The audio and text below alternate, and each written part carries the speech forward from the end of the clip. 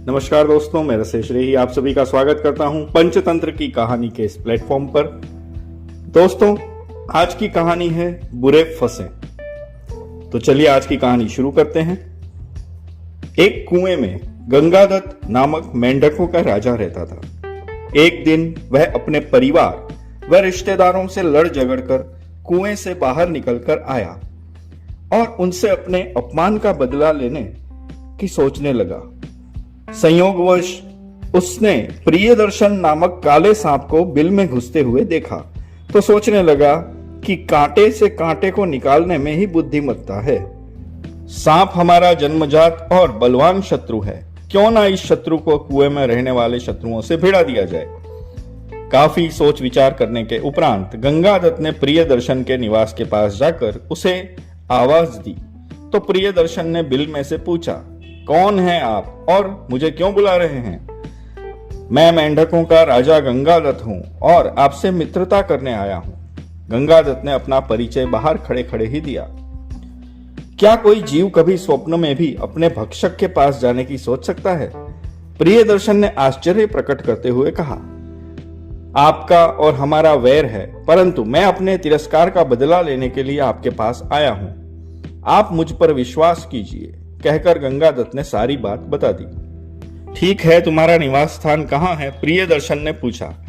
मैं कुछ ही दूरी पर कुएं में रहता हूं, मैं स्वयं आपको वहां ले चलूंगा, गंगादत्त ने कहा। प्रियदर्शन ने सोचा, अब मैं बूढ़ा हो गया हूं और ठीक प्रकार से भोजन भी नहीं खोज सकता। यह सोचकर उसने अपनी सहमति दे दी। गंगादत्त बड़े ही आसान और छोटे मार्ग से प्रियदर्शन को अपने निवास स्थान पर ले गया। उसके शत्रुओं को एक एक करके प्रियदर्शन खाने लगा। गंगादत्त के शत्रुओं के समाप्त हो जाने पर प्रियदर्शन ने उससे कहा, आप मुझे यहां बुलाकर लाए हैं, इसलिए मेरे भोजन की व्यवस्था करना आपका कर्तव्य है। जिस कार्य हेतु मैं आपको बुलाकर लाया था वह पूरा हो चुका है, अब आप अपने घर लौट जाइए। यह कैसे संभव है? मेरे घर पर तो किसी अन्य जीव ने अधिकार कर लिया होगा। अब तो यह कुआं ही मेरा स्थायी निवास है। और यह सुनकर गंगादत्त अपने किए पर पश्चाताप करने लगा। प्रियदर्शन से बचाव असंभव जानकर गंगादत्त को हर रोज अपने परिवार का एक प्रिय सदस्य उसके भोजन के लिए देना पड़ता। एक दिन जब गंगादत्त के पुत्र की बारी आई तो गंगादत्त बुरी तरह से चीखने चिल्लाने लगा।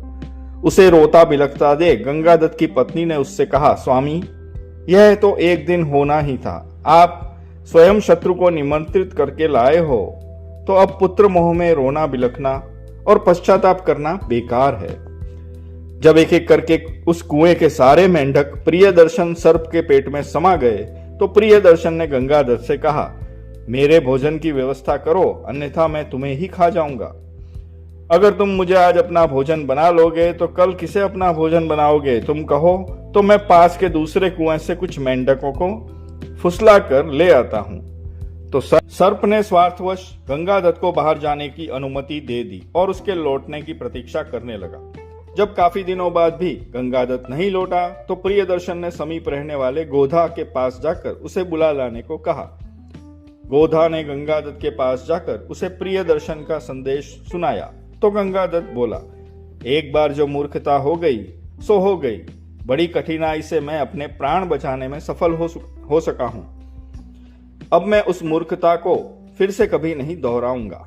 और गोधा ने जब गंगादत्त के यह वचन प्रियदर्शन को सुनाए तो वह हाथ मलता रह गया।